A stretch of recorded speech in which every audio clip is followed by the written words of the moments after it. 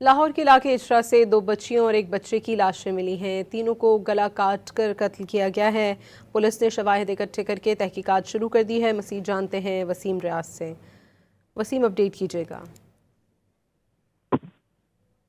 इचरा का इलाका है शाहजमाल माशाल्लाह प्लाजा, जहां प्लाजे में से 3 बच्चों की लाशें जो है वो मिली है। तीनों बच्चों के गले काटकर जो है वो इनको मौत के घाट उतारा गया है और मुकामी अफराद ने 3 लाशें बच्चों की देखकर फौरी तौर पर पुलिस को रेस्क्यू 1112 को इतला दी, जिसके बाद पुलिस और दीगर इमदादी टीमें जो है वो मौका पर पहुंची, जिन्होंने बच्चों की लाशों को अपनी तहवील में लिया।